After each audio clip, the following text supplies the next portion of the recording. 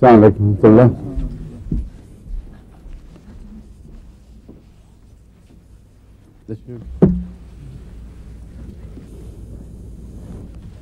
Doctor صاحب کو آپ نے فلور دے دیا, سب نے اپنی طرف نمائندگی میں ہے, اپنے سامنے مائکروفون جما کے بیٹھ گئے ہیں. کیا اچھا اچھا باقاعدہ لیکچر لے رہے تھے. ماشاء اللہ. حکم یہ مجھے کہ میں بیٹھوں اس کے تاکہ کوئی بات اگر کرنی ہو تو آ جائے وہاں. ہاں ٹھیک ہے, یہ اچھی بات ہے. میں اعتراض تو نہیں کر رہا, میں تو باقیوں کو بھی دنیا کو بتا رہا ہوں کیا ہو رہا ہے یہاں. ٹھیک ہے. السلام علیکم ورحمۃ اللہ وبرکاتہ. اب شروع کرتے ہیں. میں نے غالباً کالی کار پہ چھوڑا تھا.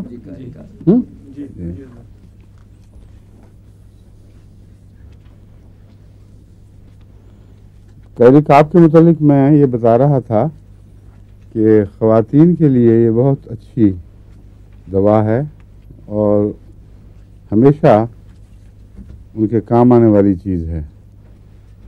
خصوصاً بچے کی پیدائش کے بعد جو بھی کئی قسم کی الجھنیں پیدا ہو جاتی ہیں, ان میں سب سے پہلے کالی کاپ کا دھیان ہونا چاہیے, خیال آنا چاہیے, کیونکہ کالی کاپ بالعموم بچے کی پیدائش سے تعلق رکھنے والی بعد میں پیدا ہونے والی الجھنوں کی بہت اچھی دوا ہے.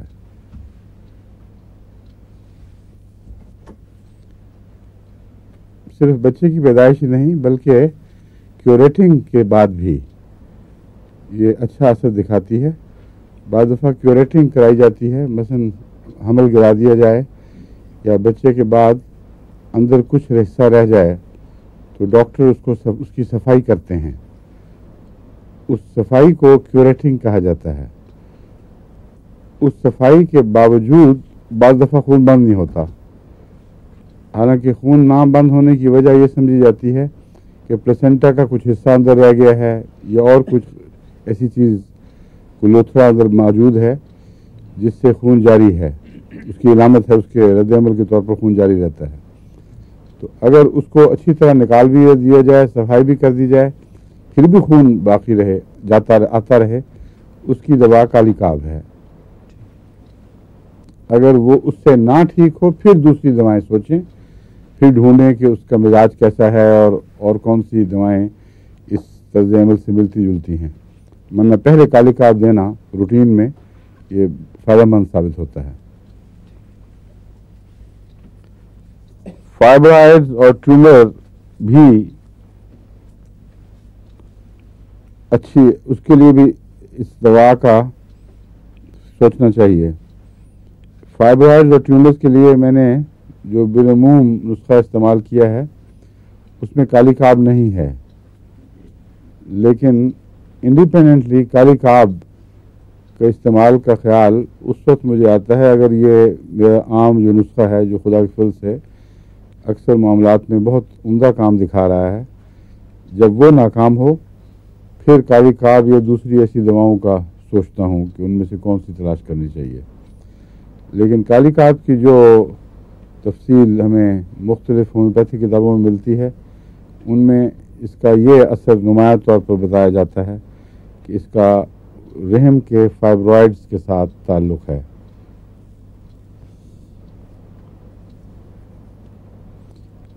حمل کی الٹیاں بہت مشکل چیز ہے, بیماری ہے جو ٹھیک کرنے کے لحاظ سے, اور اس کے لیے جو تجربہ کار ہومیوپیتھ ہیں وہ کہتے ہیں کہ جب تک آپ اس کی کانسٹیٹیوشنل دوا نہیں ڈھونڈیں گے مریضہ کی, اس وقت تک عام متلی کی دوائیں کام نہیں کرتی, اور ایلوپیتھک میں بھی نہیں کرتی اور ہومیوپیتھک میں بھی نہیں کرتی. ایلوپیتھک میں بھی جو عام متلی کی دوائیں استعمال کراتے ہیں ان کے متعلق مجھے اکثر خواتین بتاتی ہیں کہ ہم بہت دوائیں کھا بیٹھی ہیں, کوئی کام نہیں کر رہی. تو اس کے لیے جو تجربہ کار ہومیوپیتھ ہیں وہ یہ کہتے ہیں کہ کانسٹیٹیوشنل ریمیڈی کی تلاش کرو. کانسٹیٹیوشنل ریمیڈی سے مراد ہے کہ متلی کی علامتیں وغیرہ سب بھول جاؤ اور مریضہ کے اپنا مزاج, اس کی بنیادی طبیعت اور دواؤں کے اعتبار سے جو مزاج بیان کیا جاتا ہے اس کی تلاش کرو. مثلا ایک مریضہ ہے وہ آرسنک کا مزاج رکھتی ہے, وہ بہت ہی میٹیکولس ہے اور بہت ہی اپنی عادات میں باقاعدہ ذرا سے ادھر سے ادھر بات ہو جائے تو اس کو گھبراہٹ ہوتی ہے اور بے چینی کی طبیعت ہے. خوف، بے چینی، بے قراری مزاج کا حصہ ہیں اور نفاست پسند بھی ہے ساتھ بہت. تو ایسے مریضہ کو اگر حمل کے دوران متلی ہو تو یہ کہا جاتا ہے کہ آرسنک اس صورت میں فائدہ دے گی. اسی طرح ایک مریضہ ہے جس کا نہانے کو دل نہیں چاہتا، پاؤں میں گرمی ہے، کچھ گندگی کا مزاج ہے. اگر نہ بھی ہو گندگی کا مزاج بعض دفعہ نہیں ہوتا، لیکن پسینے میں بو ہے، پاؤں میں ہاتھوں میں پسینہ زیادہ یا جلن بہت، سر کی چوٹی پہ جلن اور جلدی بیماریوں کا رجحان اور نہانے سے گھبراہٹ ہوتی ہے. اگر گندگی کی وجہ سے نہیں تو پانی سے ویسے گھبراہٹ ہوتی ہے، ایک دفعہ نہا لیں تو وہ ٹھیک ٹھاک ہو جاتے ہیں. ایسے مریض کا مزاج سلفر کا مزاج ہے اور اگر اس کا مزاج سلفر کا ہے مریضہ کا تو پھر سلفر کو فائدہ دینا چاہیے. درمیانی طاقت میں دیں گے آپ؟ میں تو اکثر 30 میں ہی استعمال کرتا ہوں یا پھر 200 میں. اس کے اندر ہی رہا ہوں، کبھی اونچا دے کے دیکھا نہیں، کیونکہ میں سمجھتا ہوں کہ بچے کے دوران اونچی دوائی دینا مناسب نہیں ہے، کیونکہ بعض دفعہ اس کے دیر پا اثرات ایسے پیدا ہو سکتے ہیں جو بچے کو نقصان پہنچائیں یا اس کے جو قدرتی عمل ہے اس میں دخل انداز ہو جائیں. اس لیے اصول یہی رہنا چاہیے کہ بچے کے وضع حمل کے دوران کم سے کم دوا دی جائے جو ضروری ہو اور جس پر ہومیوپیتھ کو یہ یقین ہو کہ میرے تجربے میں آ چکی ہے، میں اس کے مزاج سے خوب شناسا ہوں اور لوگوں کو پہلے دے چکا ہوں اور اس کے فوائد اور امکانی مضرات سے واقف ہوں. اس اطمینان اور یقین کے بعد بے شک دیں، کوئی نقصان نہیں ہوتا بچے کو، لیکن اونچی پوٹینسی میں تجربے کرنا میرے نزدیک خطرناک ہے اور اس سے جہاں تک ممکن ہو اعتراض لازم ہے. حمل کے دوران الٹیوں کی دواؤں میں کالی کاب بھی لکھی ہوئی ہے، اس لیے وہ ٹینڈنسی والی بات دیکھیں گے. ایسی عورتیں جن کو فائبرائڈس کی ٹینڈنسی ہوں، جن کا کالی کاب کا ویسے مزاج ہو، بیک ایک کا رجحان ہو اور اسپاٹس پر گرم درد اور گرمی کا احساس. کالی کاب میں جو چھوٹے چھوٹے اسپاٹس پیدا ہو جاتے ہیں، چھوٹے دائرے جن میں درد جمع ہو جاتی ہے، اور اس کے علاوہ گرمی کی لہریں اس کا ایک حصہ ہیں جو خاص طور پر انتڑیوں کی بیماری میں نمایاں ہوتی ہیں. لیکن جو درد کے اسپاٹس ہیں وہ اکثر بائیں طرف ظاہر ہوتے ہیں. اس لیے لیکسس کے آرنیکا لیکسس کا جو میں نسخہ دیا کرتا ہوں، اس کے بعد اگر اس سے پورا فائدہ نہ ہو تو کالی کار شروع کراتا ہوں روٹین میں، کیونکہ آرنیکا لیکسس اکثر ان مریضوں میں دیتا ہوں جن کو بائیں طرف کا رومیٹزم ہے یا بائیں طرف کی دردیں وغیرہ ہیں. تو کالی کار میں بھی چونکہ بائیں طرف کا مزاج پایا جاتا ہے، خاص طور پر چھوٹے اسپاٹس میں دردوں میں، اس لیے کالی کاب اکثر میں روٹین میں دیتا ہوں، کیونکہ ان بیماریوں کا مزاج ایسا ہے وہ روٹین نہیں سمجھنی چاہیے، اصل میں طبی فالو اپ کے طور پر کالی کاب دینا چاہیے اور فائدہ دیتا ہے. اکثر خدا کے فضل سے جہاں آرنیکا لیکسس لیڈم کا نسخہ ٹھہر جائے وہاں کالی کار اس کو شفا کو آگے بڑھاتا ہے. حمل کی الٹیوں میں جو ہومیوپیتھ نے تجربے میں نمایاں دوائیں دیکھی ہیں، جن کے دائرے میں اگر تلاش کی جائے مزاج کی تو آسان ہے، ورنہ تو سینکڑوں دوائیں جو ہومیوپیتھک میں استعمال ہوتی ہیں، ہر دوا کے مزاج کی بحث بھی ملتی ہے. اب کہاں کہاں ایک متلی کی مریضہ کے مزاج کی تلاش کرتے پھریں گے. اس لیے بالعموم جن دواؤں میں شفا کا امکان ہے وہ ہومیوپیتھ جو ذکر کرتے ہیں وہ یہ ہیں سلفر، سیپیا، کالی کاب اور اوکیجنلی آرسنک. اوکیجنلی آرسنک اس لیے کہ آرسنک کا مزاج کم ملتا ہے لوگوں میں. اس کے متعلق میں آپ کو پہلے بتا چکا ہوں. اس کو کہتے ہیں gold headed can patient. Homeopath کتابوں انگریزی میں یہی لکھا ہوتا ہے. ایک زمانہ تھا جب کہ انگریزوں میں سنوبشنس نمایاں پائی جاتی تھی, تو ان میں سے جو زیادہ اپنے آپ کو لارڈلی سمجھتے تھے, گولڈ ہیڈڈ کین ہاتھ میں لیے ہوئے یوں چلتے تھے یا اس سے یوں کھیلتے رہتے تھے. تو یہ خاص قسم کے لوگ تھے جن کو اس زمانے میں بو کہا جاتا تھا. ہمارے ہاں تو بو کہتے ہیں تو بو کاٹا ہو جاتا ہے نا, الٹ ہے بالکل. وہاں BEA بو اور ایکس غالباً بعد میں آتا ہے پھر جمع کے طور پر. بو یا بوز, BEA ایکس BAU, ہاں BAU BEAU, that's right, yes. BEAU bow and BEAUX is the plural. وہ جمع ہے بوز کی. تو بو لفظ جو ہے نا انگریزی میں, جس طرح بو ٹائی بھی ہوا کرتی ہے, بو یہاں بھی لگاتے ہیں, یہ بو بھی انہی لوگوں سے وابستہ چیز ہے. وہ بو پہن کر اور یہ کین ہاتھ میں پکڑ کر پھرنے والے نہایت فصیح لفظ ہے, جس کا اردو میں کیا پتہ نہیں ترجمہ ہوگا. چھوٹی چھوٹی باتوں پر ان کا مزاج انگیخت ہو جاتا, بگڑ جاتا ہے, اور باریک سی چیز ادھر سے ادھر ہو تو اس پہ ان کو تکلیف ہوتی ہے. کوئی غلط بات کسی کے دیکھیں تو فس کرتے ہیں اس کے اوپر, اس کو کہتے ہیں فسی. تو ایسے مریض کو آرسنک مریض کہا جاتا ہے. کیونکہ خواتین میں فسی تو مل جائیں گی مگر آرسنک کی باقی علامتیں کم ملتی ہیں, اس لیے اسی نسبت سے یہ حمل کی بیماری میں کم استعمال ہوگی. تو جب ہومیوپیتھی کہتے ہیں کہ اور نسبتاً کم آرسنک, تو بنیادی بات وہی ہے کہ تمہیں مزاج کی دوا تلاش کرنی چاہیے, اور مزاج کی دواؤں میں زیادہ تر سلفر کا مزاج ملے گا عورتوں میں, سیپیا اور کالی کاپ کا. یعنی بعض ہومیوپیتھ کا خلاف ہے, ضروری خیال ہے, ضروری نہیں درست ہو. یہ بھی ممکن ہے بعض ملکوں میں, بعض معاشروں میں آرسنک کا مزاج عورتوں میں زیادہ ملتا ہو, کہیں سلفر کا ملتا ہو. یہ حالات کے ساتھ, اقتصادی حالات کے ساتھ بھی مزاج کا تعلق ہوتا ہے. غریب گھروں میں گندگی بیچارے میں پیدا ہونے والے بچے, ان بیچاروں نے کہاں آرسنک کا مزاج دکھانا ہے. تو مزاج سے مراد کوئی فطری پیدا ہوا والا مزاج ضروری نہیں, بلکہ حالات معاشرے سے جو مزاج پیدا ہو جاتے ہیں ان میں تلاش کیا کریں. تو آرسنک جو کبھی کبھی والی بات ہے, اس سے مراد, اس کا یہ مطلب نہیں کہ آپ نے ہمیشہ اس کو بعد میں دیکھنا ہے. مزاج پر عموماً نظر رکھیں. موٹی موٹی جو چند دوائیں ہیں وہ اگر نظر آ جائیں تو ٹھیک ہے, لیکن اگر مزاج کی کوئی دوا کام نہ کرے تو اور روٹین کے طور پر آپ کو کوئی دوا چاہیے تو وہ سمفوری کارپس ہے. SYMPHORI, symphoricarpus, CARPUS.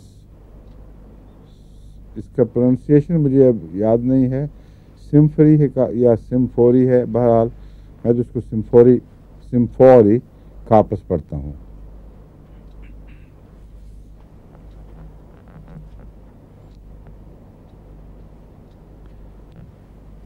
وضع حمل میں جب لیبر ہو رہی ہو, اس وقت میں نے آپ کو بتایا تھا نا ایک اور دوا کے تعلق میں, کالی کارپ کیا کردار ادا کرتی ہے, کس طرح پہچانی جاتی ہے, کسی کو یاد ہے؟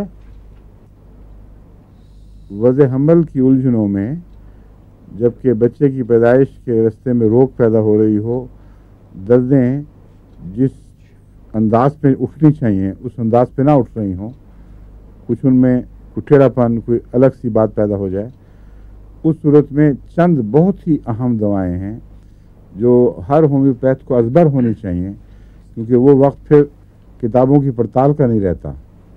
بعض دفعہ بڑا سخت قسم کا کرائسس پیدا ہو جاتا ہے اس صورت میں, اور بہت سی عورتیں وضع حمل کے دوران مر جاتی ہیں. وہ اگر ہومیوپیتھک بس میں ہو کوئی دوا ایسی جو ان علامتوں سے تعلق رکھتی ہو, تو خدا کے فضل سے وہ اکیلی دوا بہت تیز اور فوری عمل دکھاتی ہے, بلکہ اعجازی نشان دکھاتی ہے. ایسی صورت کے لیے آپ کو چند دوائیں ضرور یاد ہونی چاہیے. چنانچہ میں نے اس سے پہلے ایک درس میں وہ دعائیں بتائی تھیں، کسی کو یاد ہیں؟ اور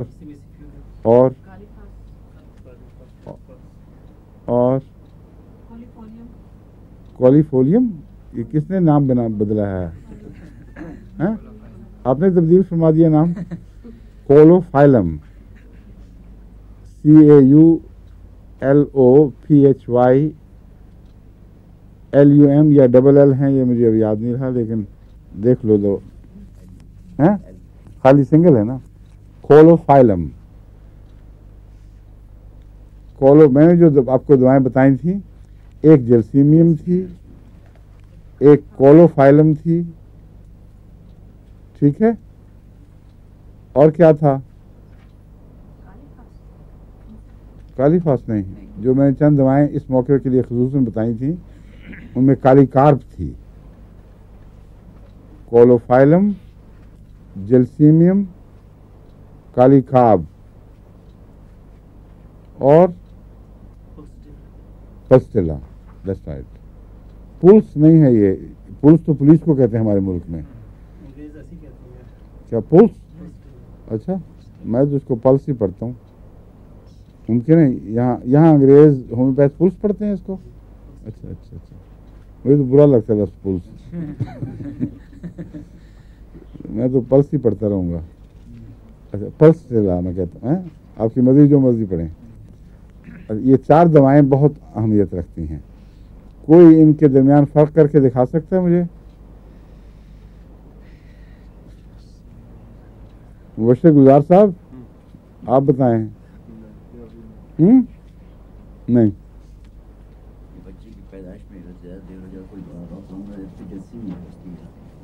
نہیں بالکل غلط. کولوفائلم کی علامت یہ ہے کہ رحم کا جو منہ ہے وہ سکڑ جاتا ہے، اور اس کے نتیجے میں بعض خاص قسم کی دردیں اس میں اٹھتی ہیں. اس کی دردیں کمر سے نیچے آ کے رحم کی طرف رخ کرتی ہیں اور ٹانگوں کے اندر کی طرف پھیل جاتی ہیں، دونوں طرف اندر کی طرف. یہ کولوفائلم کی علامت ہے. اور درد بڑی شدت سے اٹھتی ہے اور اس کا کوئی مداوع نہیں. درد کے ساتھ جب منہ کھلنا شروع ہو تو عورت کو اس کے ساتھ ساتھ کچھ تسکین بھی مل رہی ہوتی ہے، اور جب منہ کھل جاتا ہے، ایک درد ختم ہو جاتی ہے تو پہلے سے بہتر حالت میں ہوتی ہے وہ. لیکن بعض دردیں صرف دردیں ہیں، لیکن اس کے بعد کوئی ریلیف نہیں ہے. ہر اگلی درد زیادہ شدت پیدا کر رہی ہے، اور اس کے بعد جو خود بخود منہ کھلنے کے لیے، اصل میں دردیں پیدا ہوتی ہیں منہ کھلنے کی کوشش کے ساتھ. اگر منہ کھلنے کی کوشش ہوئی نہ، بلکہ وقت آیا ہو منہ کھلنے کا اور منہ نہ کھل رہا ہو، تو وہ دردیں ہیں جو منہ کھلنے میں مددگار کے طور پر گویا پیدا ہو رہی ہیں. یعنی ضرورت ہے دردوں کی، لیکن منہ نہیں کھل رہا، وہ سمٹ گیا ہے، اسپیزم پیدا ہو گیا ہے. ایسی صورت میں کولوفائلم دوا ہے. اور اس کے جو علامتیں بتائی گئی ہیں وہ یہ ہیں کہ وہ آ کے رانوں کے اندر سے درد نیچے اتر جاتی ہے. کالی کعب کی درد سیفوجا بھی بتائی تھی میں نے آپ کو. ایک اور کالی کعب کی درد نیچے جا کے رانوں کے دائیں بائیں جاتی ہے جی، اور کمر میں ایک نقطے میں نمایاں طور پر یہ اکٹھی ہوتی ہے اور پھر پھیل جاتی ہے دائیں بائیں، یا کھڑی ہو جاتی ہے وہاں آ کر. ایسی مریضہ کو کالی کارب مفید ہوگی. سمیسیفیوجا میں دردیں دائیں بائیں کے مسلز میں تشنج پیدا کرتی ہیں، اور درد جو ہے بجائے اس کے کہ یوٹرس میں نیچے کی طرف جا کر اس کا منہ کھولے، وہ یا دائیں طرف نکل جائیں گی، کچھ بائیں طرف نکل جائیں گی، اور وہاں مریض چاہے گا کہ اس کو دبائیں اور اس کو اچھی طرح رب کریں تاکہ اس کا تشنج دور ہو. اس تشنج کی دوا اور وضع حمل کو آسان کرنے کے لیے ضروری چیز کیا ہے؟ سمیسیفیوجا. ٹھیک ہے. اور جرسیمیم میں علامت یہ ہے کہ دردیں اترتی ہیں نیچے اور پھر ٹکر لگا کے واپس آ جاتی ہیں. Returning pens which keep on attempting and then returning to the same spot where they started. This is particularly Gelsemium. ایک کیس میں نے آپ کو شاید بتایا بھی تھا, مجھے فون آیا باہر سے ایک شہر سے. اس وقت خطرناک حالت ہے ایک لڑکی کی جس کو اس طرح دردیں اٹھ رہی ہیں اور کوئی علاج نہیں, اور ڈاکٹر کہتے ہیں کہ اب فوری طور پر آپریشن کرنا پڑے گا, اس کے سوا چارہ کوئی نہیں. تو میں نے فون پہ ہی لکھوا دیا, وہاں مل رہی تھی دوا, کہ فوری طور پر اس کو جرسیمیم دیں 200 طاقت میں. اور کہتے ہیں ایسی حالت ہے, ڈاکٹر کہتے ہیں کہ مر سکتی ہے اس میں, کیونکہ پریشر بہت ہے اور رحم قریب ہے کہ پھٹ جائے. تو اس کو میں نے کہا جرسیمیم دلوائیں. جرسیمیم کی 1-2 خوراکوں کے اندر ہی خدا کے فضل سے بالکل نارمل بچہ پیدا ہو گیا. بچہ بھی زندہ ہے اب ٹھیک ٹھاک. اس کے بعد پھر دوبارہ ماں کو وہ تکلیف نہیں ہوئی. تو جو ہومیوپیتھک صحیح دوائیں کام کرتی ہیں وہ مستقلاً فائدہ چھوڑ جاتی ہیں. بعض دفعہ ایک مزاج کی خرابی اگر بعض جگہ خطرے پیدا کر رہی ہے, ایک دفعہ اس کو نارمل طریقے پہ حل کر دیں تو پیچھا چھوڑ دے گی. لیکن مثلاً اگر ٹینڈنسی ہے بے وجہ نزلہ کی, زکام کی, اس کی اگر ہومیوپیتھک اصلاح کریں گے آپ تو یہ رجحان کم ہوتے ہوتے بعض دفعہ بالکل قریباً ختم ہو جاتا ہے. اگر ایلوپیتھک ذریعے سے بار بار اینٹی سیپٹک دوائیں دیں گے تو اگر مہینے میں 4 حملے ہوتے ہیں تو مہینے میں 8 شروع ہو جائیں گے, اور بعض دفعہ پھر کنٹینیوس ایک کے بعد دوسرا حملہ ہوتا ہی رہتا ہے, ہر وقت اس کو ٹیکے لگانے پڑتے ہیں. تو یہ بڑی مصیبت ہے. اس لیے ہومیوپیتھک کے فوائد میں ایک یہ بھی ہے کہ ایک دفعہ جہاں شفا دیتی ہے, چونکہ جسم کے رد عمل سے شفا دیتی ہے, اس لیے آئندہ وہ رد عمل کمزور پڑنے کی وجہ زیادہ طاقتور ہو چکا ہوتا ہے. اس لیے اس کا طبی نتیجہ یہ نکلے گا کہ امراض کے حملوں کے درمیان فاصلے بڑھ جائیں گے اور ہر حملہ پہلے سے کمزور ہو جائے گا, یہاں تک کہ اللہ تعالیٰ کے فضل سے تقریباً ہی کہنا چاہیے, کیونکہ انسانی جسم تو پھر بھی کبھی کبھی اپنی بے احتیاطیوں کے نتیجے میں بیماریاں کھینچ لاتا ہے خود اپنے لیے. اس لیے 100% دعویٰ نہیں کر سکتے, مگر اگر نارمل حالات جاری رہیں تو پھر مستقلاً بھی یہ چیزیں چھوڑ دیتی ہیں. ٹھیک ہے. اب عورت کے لیے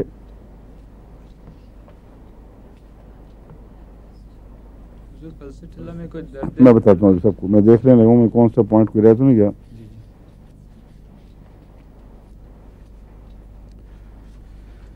میں چیک کر رہا ہوں وہ جو میں نے آپ کو کہا تھا وہ سارا درست ہے, کہیں غلطی تو نہیں ہو گئی, اس لیے میں ذرا وقت لے رہا ہوں. سمجھ گئے؟ میں نے آپ کو جرسیمیم کے متعلق جو بات بتائی تھی بالکل ٹھیک ہے, 100% یہی ہوتا ہے. آپ کو جو میں نے ایکٹیاریسی نوسا یا سیمیسی فیوجا کے متعلق بتایا تھا وہ بھی نوٹ سے ثابت ہے, بالکل اسی طرح ہوتا ہے. سائڈوں پر مسلز میں تشنج پیدا ہو جاتا ہے, وہاں جا کے دردیں اٹک جاتی ہیں. اور کمزور دردوں کے متعلق بتایا تھا کہ پلسٹیلا ہے, نارمل ہے, حرکت میں کوئی خرابی نہیں, جیسا ہونی چاہیے روٹین میں درد اسی طرح اٹھتی ہے, اسی طرح اس یوٹرس کے منہ تک پہنچتی ہے, لیکن کمزور ہے, جان نہیں ہے دردوں میں. بعض کئی دن ایسی عورتیں بیچاری پڑی رہتی ہیں جو جس طرح چاہتی ہیں درد ایک دفعہ اٹھے اور فارغ ہوں, وہ ہوتی نہیں. اس کی دوا پلسٹیلا ہے. اور پلسٹیلا عموماً حمل میں آخری دنوں میں دی جائے روٹین کے طور پر بھی تو فائدہ مند ہے.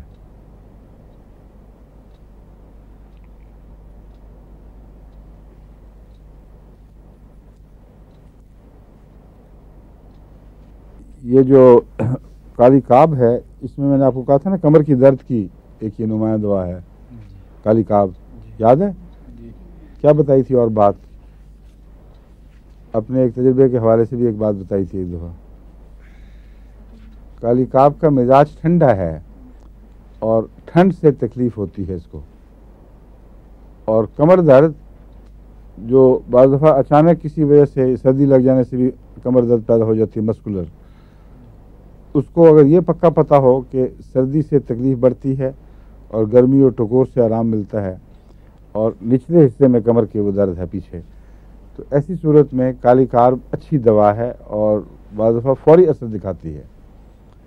میں نے آپ کو پرانا اپنا ایک واقعہ بتایا تھا کہ میں سردیوں کی رات میں چونکہ اکثر لحاف اتار دیتا ہوں، پھینک دیتا ہوں، مجھے کمر میں درد محسوس ہوئی اچانک. پہلے ہم نارملی نہیں ہوا کرتی تھی اور خاص طور پر سردی بری لگ رہی تھی. تو میں نے اٹھ کر ایک کالی کارب کی دوا کی خوراک کھا لی اور صبح آنکھ کھولی بالکل غائب، پتہ بھی نہیں تھا اس کا کچھ. تو اس لیے جہاں یہ صحیح کام کرے وہاں عجیب طرح اعجازی نشان دکھاتی ہے. بیماری ہے اور پھر غائب، بالکل پتہ نہیں لگا کب ہوئی غائب. تو کالی کارب کمر کی ایسی دردوں میں جہاں سردی سے نقصان پہنچا ہو یا سردی سے مرض بڑھتا ہو اس میں بہت مفید ہے.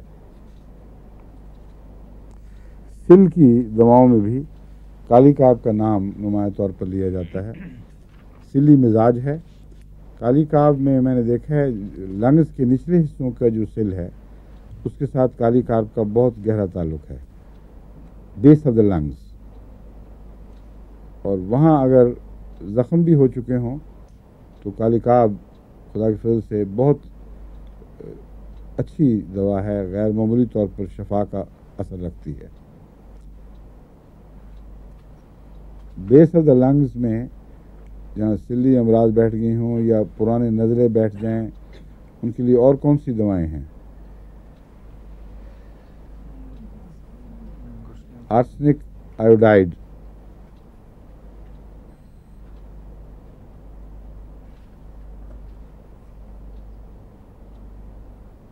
اور بہت سی دوائیں ہیں جو ان کو وقتاً فوقتاً حالات کے مطابق خیال آ سکتا ہے. سلیشیا بھی اس میں کام کرے گی.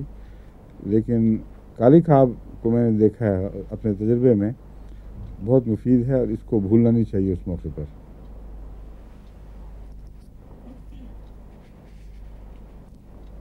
گاؤٹ کے متعلق میں نے آپ کو ایک وارننگ دی تھی، کسی کو یاد ہے؟ ہائی ڈوز نہیں دینی چاہیے. ہاں، ہائی ڈوز شروع میں نہیں دینی چاہیے. پہلے اس کو کاربوویج سے شروع کریں، احتیاط کا تقاضا یہ ہے. کاربوویج انسان کو کالی کارب قبول کرنے کے لیے آمادہ کر دیتا ہے اور کاربوویج کے کچھ دو چند خوراکیں دینے کے بعد جو سخت رد عمل پیدا ہوتا ہے کالی کارب کا وہ نہیں ہوتا، بلکہ اس میں نرمی آ جاتی ہے. پھر کالی کارب دیں اور 30 میں دیں، کچھ عرصہ دیں، کیونکہ فوری طور پر نہیں پتہ لگتا. یہ جو روماٹوائڈ ڈیزیز یا رومیٹک ڈیزیز یا روماٹزم جو مرضی نام لیں، گاؤٹ کو بھی میں اس میں داخل کرتا ہوں. اگرچہ گاؤٹ چھوٹے جوڑوں کے دردوں کے لیے استعمال ہوتا ہے. وجع المفاصل بھی شاید اردو میں اس کو کہتے ہیں. وجع پین درد کو کہتے ہیں نا، وجع المفاصل جوڑوں کا درد. ان میں کالی کارب بہت اچھی دوا ہے، لیکن اگر تاخیر ہو جائے اور یہ مرض ٹھیک نہ ہو تو کالی کارب کے مریض کی انگلیوں کے جوڑ بگڑ جاتے ہیں، وہ گٹھلیاں پڑ جاتی ہیں ان کے اندر، بعض ہاتھ ہی یوں ٹیڑھے سے ہو جاتے ہیں. بہت ہی خطرناک ظاہری نشان بگاڑ دکھائی دینے لگتے ہیں. ایسی صورت میں کالی کارب کے لیے اور بھی زیادہ احتیاط لازم ہے.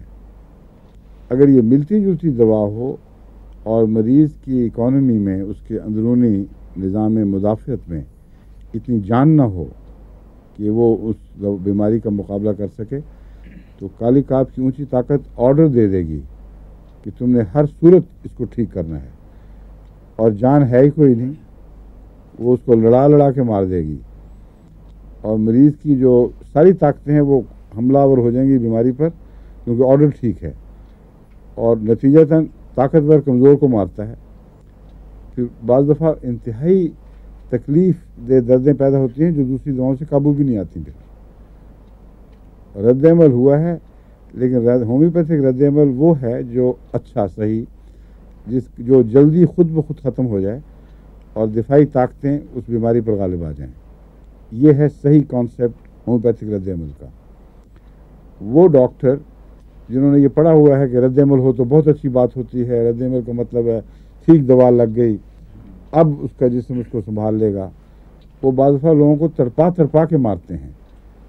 ہر رد عمل الحمدللہ اچھا ہو گیا رد عمل, اب بیٹھو تم آرام سے. مہینہ گزر گیا, 2 مہینے گزر گیا, رد عمل کا وقت ہٹنے کا نام ہی نہیں لیتا, اور وہ ہومیوپیتھ الحمدللہ ہی پڑھی جاتا ہے.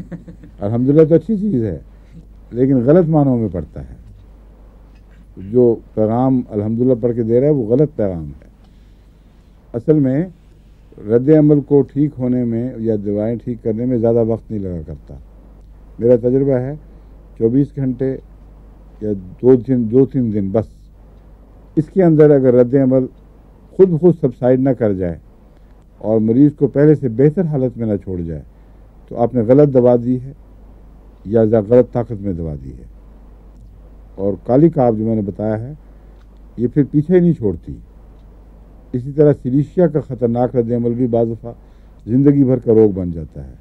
لائکوپوڈیم کا غلط رد عمل بھی عمر بھر مریض کو چمٹ جاتا ہے.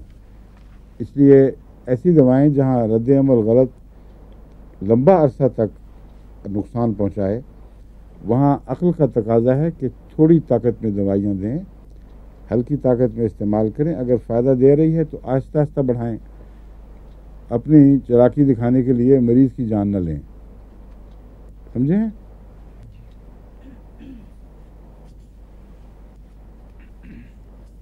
مزاج کیا تھا؟ میں نے قاضی کاف کا مزاج بتایا تھا آپ کو. ہاں ہاں, بد مزاج مریض, چڑچڑاپن ہے اور غصہ چڑھ جاتا ہے ایک دم. پھر زیادہ کیموملا کا مزاج اور کیموملا کے مزاج اس پہلو سے ملتا ہے, لیکن کیموملا کے مزاج صحت میں بھی ایسا ہے. کالی کاف کا میرا تجربہ ہے صحت کا مزاج یہ نہیں ہے, بیماریوں کا مزاج ہے. اس لیے آپ کو کنفیوژن ہو جائے گا اگر آپ نے چڑچڑے مزاج کی درستی کے لیے کالی کاف استعمال کی تو نہیں فائدہ دے گی, لیکن کیموملا دے گی. لیکن اگر بیماریوں میں غصہ اور ناقابل برداشت کیفیت پیدا ہو, تھوڑا سا اختلاف بھی غصہ اور چڑھا دے, ایسی صورت میں کالی کار مفید ہے. بس اس کا مزاج بیماریوں سے تعلق رکھنے والا غصے کا مزاج ہے. جھگڑالو, اکیلے پن کا خوف, توہمات کا شکار, گرمی سردی کی زود حسی, یہ ساری علامتیں جو آپ ہومیوپیتھی کتابوں میں پڑھتے ہیں وہاں لکھا نہیں ہوا. اس لیے جو ابتدائی طالب علم ہیں ان کو دھوکہ لگ جاتا ہے, اور کئی پھر مستقل یہی خیال رکھتے ہیں. یہ میں قطعی طور پر اپنے تجربے سے آپ کو بتا رہا ہوں کہ یہ اس کا مزاج صحت کا مزاج نہیں ہے. جب کالی کاف کی مریضہ صحت میں حالت میں ہے تو بالکل یہ حالت نہیں ہے اس کی, لیکن وہ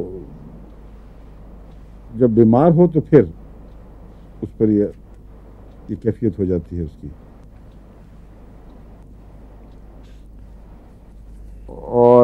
اور کیا باتیں بتائی تھیں؟ ایک چھوٹی سی دوبارہ نظر ثانی کر لیں, دیر ہو گئی. نزلہ اگر بہ جائے تو عام طور پہ آرام آتا ہے, سر درد میں اس میں زیادہ ہو جاتا ہے. ٹھیک ہے, اس میں سر درد بڑھ جاتی ہے. اس کے دردوں کی نوعیت کیا ہے؟ یا ٹھہری ہوئی ہوتی ہیں یا سٹیچنگ پائی جاتی ہے, جیسے چٹکی بھری ہے, اور بعض دفعہ کاٹنے والی تیز درد کا کوندہ بھی اٹھتا ہے. اس میں یہ ساری کالی کاف میں پائی جاتی ہیں. ہاں, وہ تو بہت ساری دواؤں میں ہے. میں اس کی خصوصیات پوچھ رہا ہوں, یعنی دردوں کی نوعیت. جی ہاں, منہ کا حال بگڑا ہوا ہوتا ہے بیچارے کا. منہ کی زیادہ بگڑی ہوئی حالت میں کالی کار بھی ایک ایسی دوا ہے جس کا خیال کرنا چاہیے. پیوریا کے مارے ہوئے منہ, گمز گل گئے ہوں, دانتوں کو چھوڑ رہے ہوں, بلیڈنگ ہوتی رہتی ہو, بدبو ہو, یہ ساری چیزیں کالی کاف سے تعلق رکھتی ہیں. اعصاب کی یہ بہت ہی گہری دوا ہے, کالی فاس کی طرح. جہاں پوٹیشیم آئے گا وہاں اعصاب کی بیماریاں کا ضرور پائی جائیں گی, کیونکہ پوٹیشیم کا اعصاب سے بہت گہرا تعلق ہے. میں نے آپ کو ایک اور بات بتائی تھی, کارب ہونے کی وجہ سے اس کا ہڈیوں سے بھی گہرا تعلق ہے, کیونکہ کاربن ہڈیوں پر بھی اثر دکھاتی ہے. اور لنگز پر بہت نمایاں اثر دکھاتی ہے. اور کاربن میں ایک قسم کی خشکی پائی جاتی ہے کاربن کی مرضوں میں.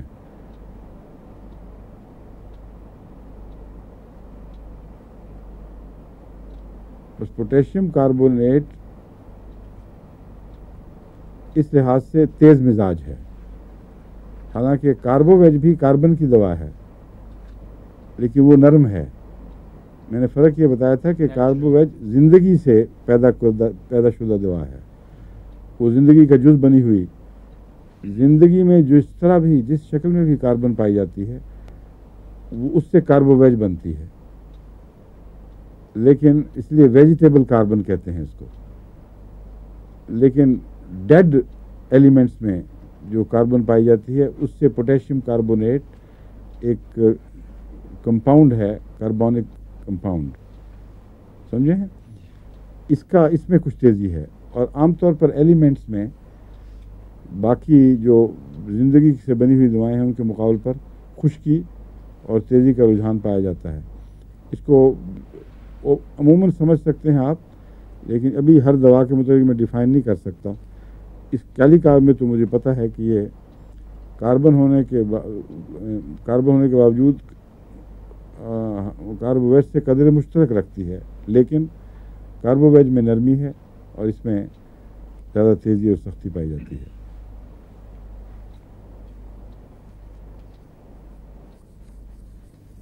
اب آرنیکا, اب تک میں نے غالباً آرنیکا نہیں پڑھایا آپ کو, حالانکہ بہت بنیادی اہم دوا اور کئی دواؤں میں ذکر کر چکا ہوں میں اس کا. آرنیکا کسی کو پتہ کیا چیز ہے؟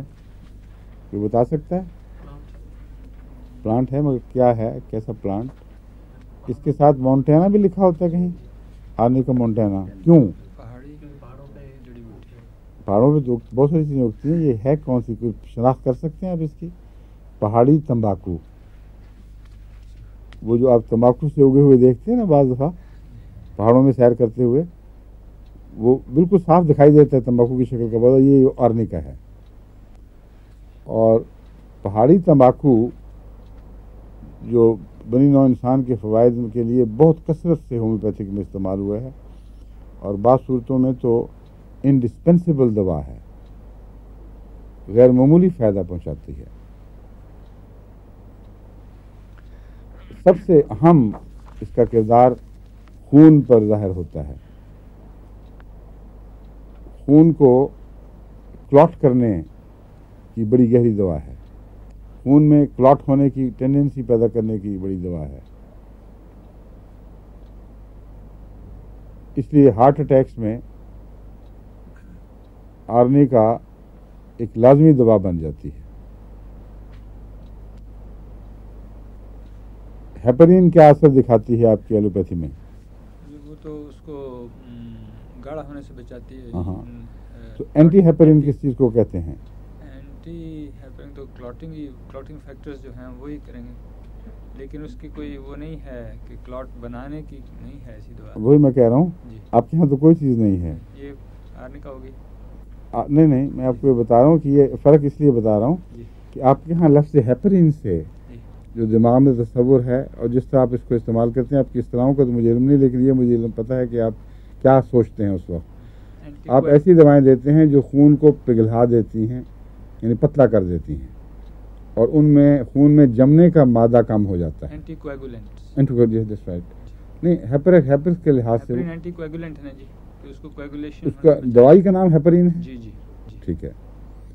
ہیپرین وہ دوا ہے جو اینٹی کویگولنٹ ہے, اور آرنیکا بھی وہ دوا ہے جو اینٹی کویگولنٹ ہے, لیکن ان دونوں میں بہت فرق ہے. یہ خون کو پتلا نہیں کرتی. آرنیکا خون کو پتلا نہیں کرتی.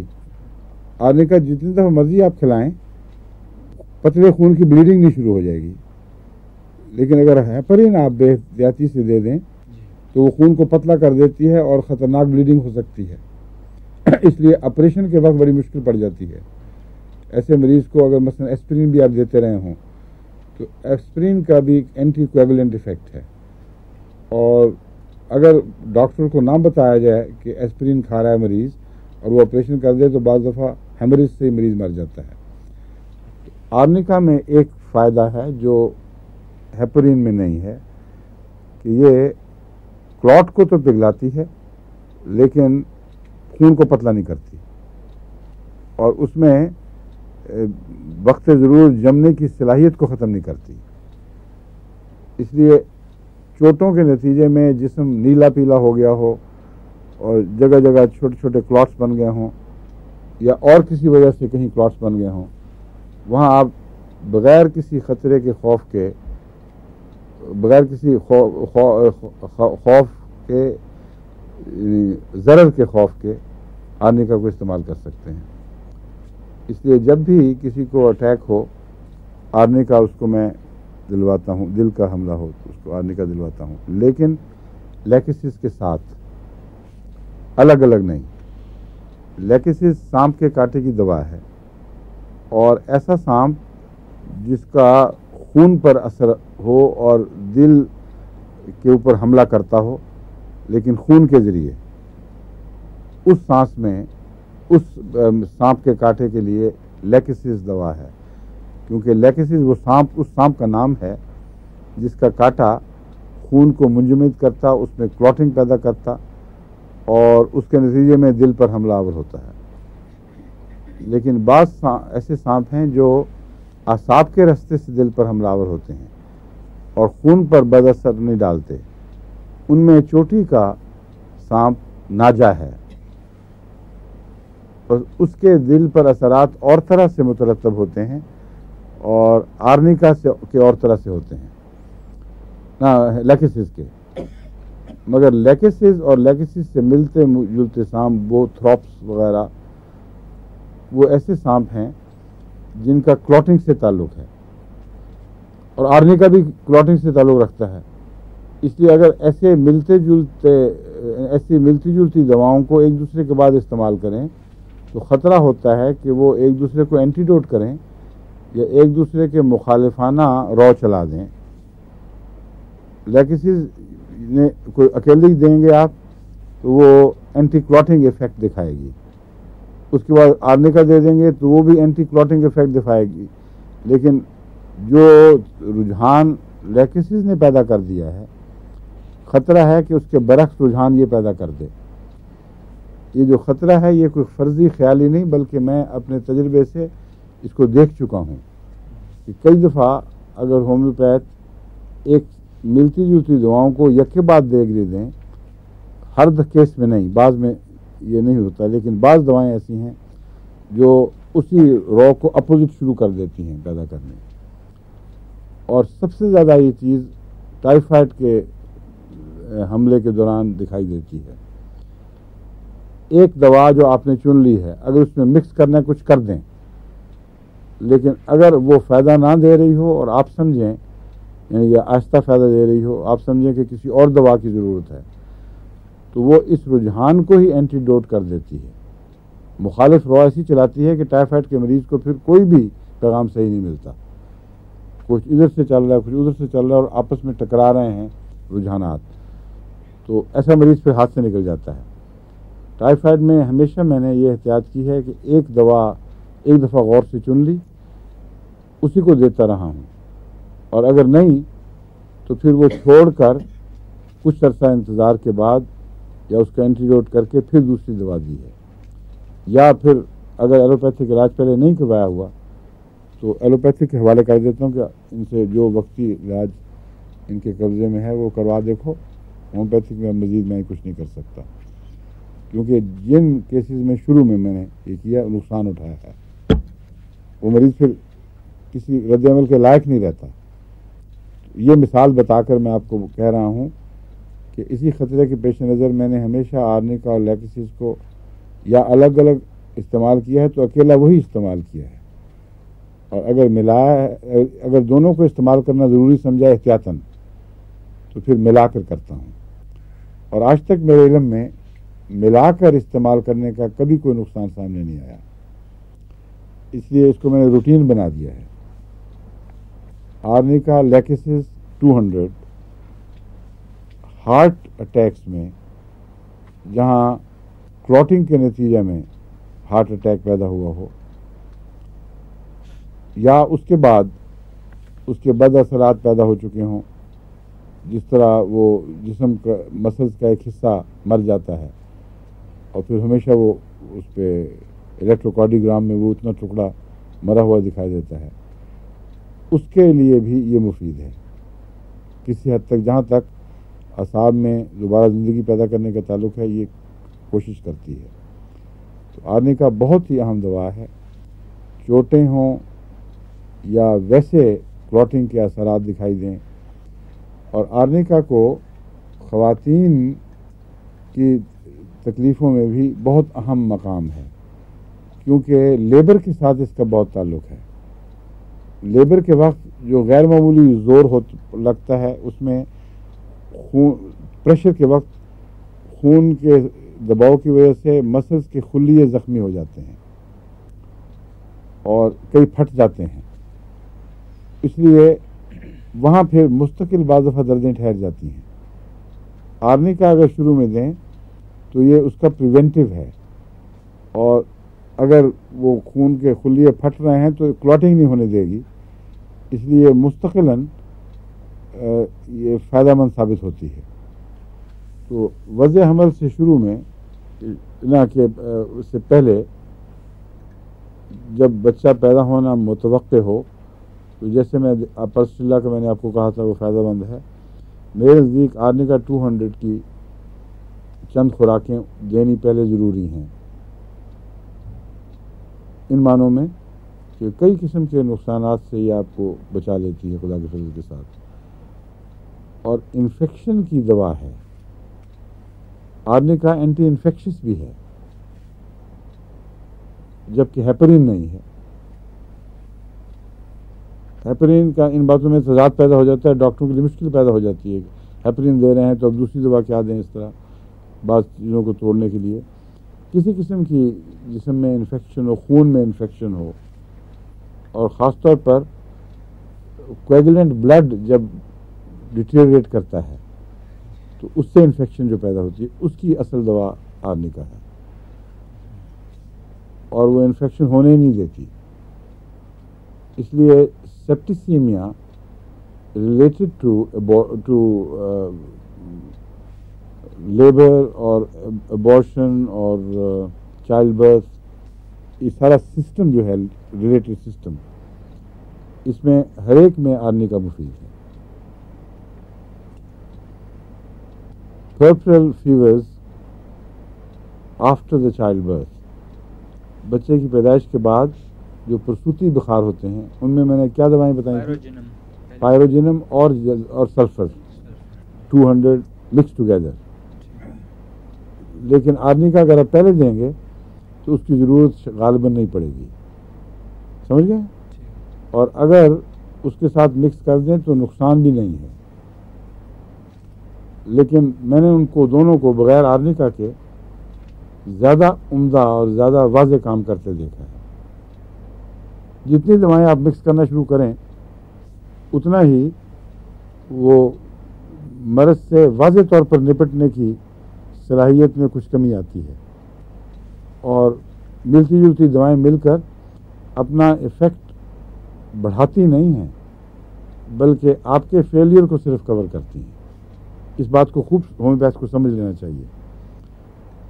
جو لوگ چھٹا مارتے ہیں وہ یہ فائدہ نہیں دیتا کہ سارے مل کر سارے ایفیکٹ کو بڑھا دیں گے، جو اثرات ہیں ان میں غیر معمولی برکت پیدا ہو جائے گی، غیر معمولی شدت پیدا ہو جائے گی، بلکہ اثرات کی قربانی دینی پڑتی ہے ان کو اپنی ناکامی کو پر پردہ ڈالنے کے لیے، یا اپنے وقت کی کمی سے مجبور ہو کر، جب وہ یہ وقت جو یہ کام کر نہیں سکتے کہ ہر مریض کے لیے اس کی خصوصی دوا کو تلاش کریں، تو پھر چھٹا استعمال کیا جاتا ہے، ملتی جلتی بہت سی، شاید یہ دوا فائدہ دے، شاید وہ دوا، شاید یہ دوا، 5-10 دواؤں کو ملا کر چھٹا مار دیا۔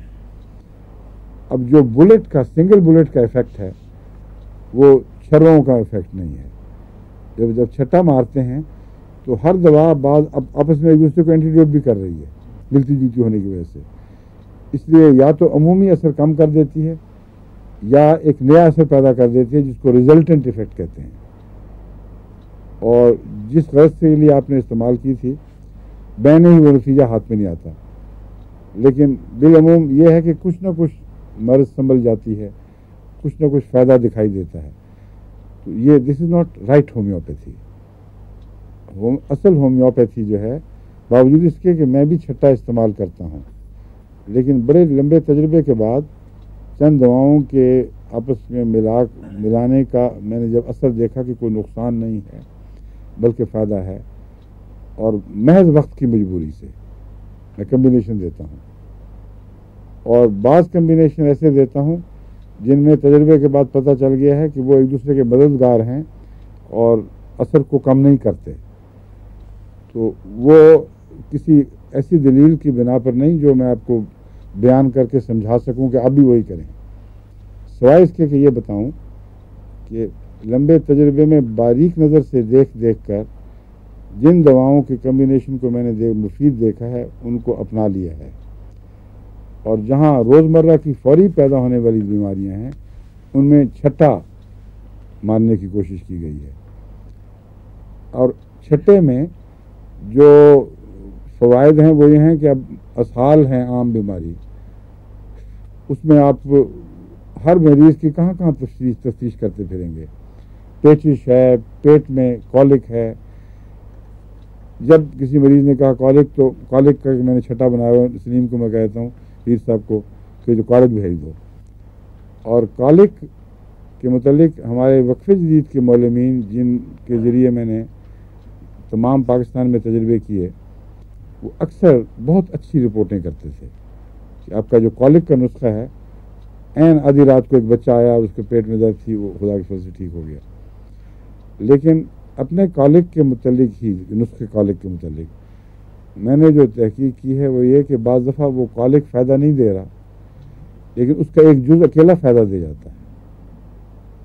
اس لیے ان سب دواؤں کو رد کر دینا اس خیال سے کہ جب پانچوں نے مل کر فائدہ نہیں دیا تو ان میں موجود ایک دوا کیسے فائدہ دے گی، یہ غلط ہے اور غلط ثابت ہو چکا ہے. اس لیے پھر ان میں سے کسی ایک کی تلاش جس کا مزاج واضح ہو اس کو رد نہیں کیا جا سکتا، اس کوشش کو چھوڑنا نہیں ہے. اور اگر ان میں سے کسی ایک کے ساتھ مزاج نہ ملے تو پھر دوسری جگہ تلاش کریں. میرے کولک کے نسخے میں نکسوامی کا ہے. میں نے بعض مریضوں کو کولک دیا اور فائدہ نہیں ہوا، پھر میں نے انہی کو نکسوامیکا کی ایک خوراک دی اور حیرت انگیز فائدہ ہوا. جن پر نکسوامیکا نے اجتماعی شکل میں اثر نہیں دکھایا تھا، اس نے اکیلے ہو کر اثر دکھایا. اسی طرح میکفاس کا میرا تجربہ ہے، کولوسنتھ کا تجربہ ہے، بیلاڈونا کا تجربہ ہے.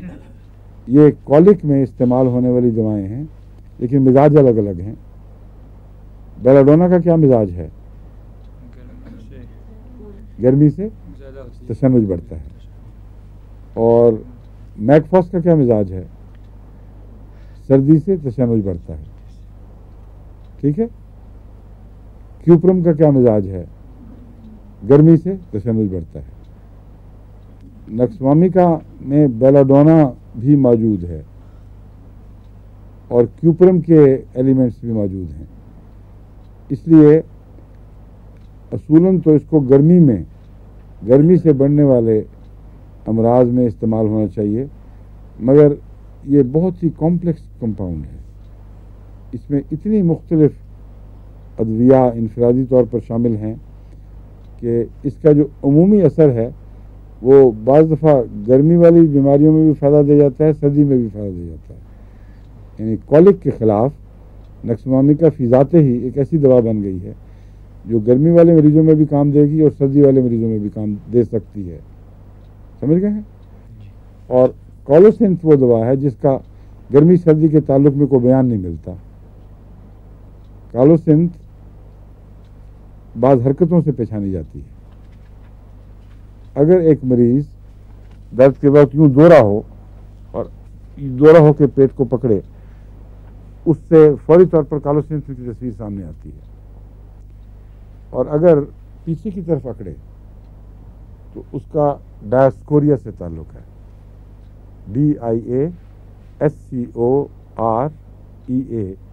ڈایاسکوریا. ٹھیک ہے.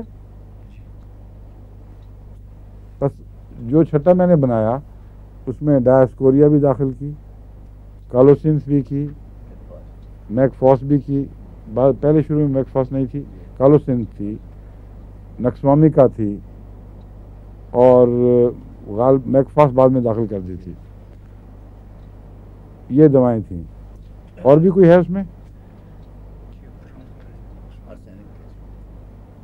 نہیں نہیں, آرسنک نہیں ہے. 5 ہے نا. 5 کون سی؟ میں نے تو 4 گنی گی شاید. کالوسنس, کاربوویج ہے. کاربوویج ہے کیوں جی؟ نہیں جی. ڈروسلا ڈائس کرچی. دیکھا ان کو یاد رہا ہے, ماشاء اللہ. تم تو اچھی ہوم پیتھ بن رہی ہو. ہیں کیا نام ہے؟ عارفہ. عارفہ امتیاز. ٹھیک ہے. کرچی تھی. اب تم نے سلیم صاحب نے اور پیر صاحب نے ہزاروں لوگوں کو بھیجا ہے یہ نسخہ. سوچ کر نہیں بھیجا, اس کے باوجود نہیں, مگر ان کا قصور نہیں. میں نے جس نے نسخہ بنایا ہے مجھے بھی بھول گیا تھا, مگر غلط نہیں نام لے رہا تھا میں. جب تک اس نے کرچی نہیں کہا مجھے یاد نہیں آیا. میں نے کہا کہ یہ ہو, یہ ہے, یہ وہ ہے. اس لیے یہی 5 کا نسخہ ہے. ان 5 میں جو انفرادی مزاج ہیں وہ میں ضمناً آپ کو بتا دوں, کیونکہ بعض دفعہ میں نے کہا ہے نا کہ بعض دفعہ کٹھے نسخے بھی بتا دیا کروں گا اصل دواؤں سے ہٹ کر, تاکہ روزمرہ کام آنے والی دواؤں میں جو چھٹے والی دوائیں ہیں وہ آپ کے ذہن میں رہیں کہ کس طرح فائدہ دیتی ہیں. اگر اور کچھ نہ ہو, وقت اچانک پیدا ہوا ہے مرض, تو اس میں یہ نسخہ جو ہے بالعموم فائدہ دے جاتا ہے. کالوسن آگے جھکنے والے حصے کو بھی کور کر جاتی ہے, اور اگر یہ نہ ضرورت ہو تو محض میٹھا رہتی ہے. اپوزٹ جو ان کے اندر باتیں پائی جاتی ہیں, پیچھے ہٹنا اور آگے ہونا, یہ اکٹھا خطرناک نہیں ہے, کیونکہ اگر اکٹھا دیں تو ایک دوسرے کو کینسل نہیں کرتی, بلکہ وہ دوا عمل دکھائے گی جس کی علامتیں پائی جائیں گی, باقی خاموش بیٹھی رہتی ہے. اس لیے اتنی کمپلیکیٹڈ چیز ہے کہ ہر تجربے, ہر دوا کے متعلق آپ کا اپنا تجربہ ہے جو آپ کو بتائے گا کہ واقعتاً یہ کیا اثر دکھاتی ہے. بظاہر انسان سوچ سکتا ہے کہ اس نے دوسرے کو کینسل کر دیا, لیکن جو ملتی جلتی ہیں وہ بعض دفعہ زیادہ خطرناک ہوتی ہیں اکٹھی, وہ زیادہ کینسل کرنے کی صلاحیت رکھتی ہیں بجائے اس کی اپوزٹ کے. مگر بعض دفعہ اپوزٹ بھی نقصان پہنچاتی ہیں. اس لیے میں آپ کو یہ تاکید کرتا ہوں کہ جب استعمال کریں تو احتیاط سے, غور سے استعمال کریں, ان کے فائدے اور نقصان کو پیش نظر رکھیں. ٹھیک ہے. تو کالوسنس آگے جھکنے والی دوا ہے, گرمی سردی سے تعلق نہیں. ڈایاسکوریا پیچھے ہٹنے والی. کرچی کا پیچش سے بہت تعلق ہے, اس لیے پیچش کے جراثیم جہاں اثر انداز ہو رہے ہوں وہاں کرچی فائدہ دیتی ہے. نکسوامی کا سردی اور گرمی دونوں میں اپنی ذات میں اکیلی تشنج کے خلاف کام کرنے والی چوٹی کی دوا ہے, اور معدے اور انتڑیوں کی نالیوں سے نکسوامی کا ویسے گہرا تعلق رکھتی ہے. اور میکفاس سردی سے بڑھنے والے تشنج کے لیے ہے. آ گئی ہیں سب دوائیں؟ سلیم صاحب رہ گئی ہے کوئی؟ آ گئی سب, آپ بھی گئیں اور وقت بھی ختم ہو گیا. باقی کل انشاءاللہ. ٹھیک ہے. خدا حافظ. السلام علیکم و رحمۃ اللہ.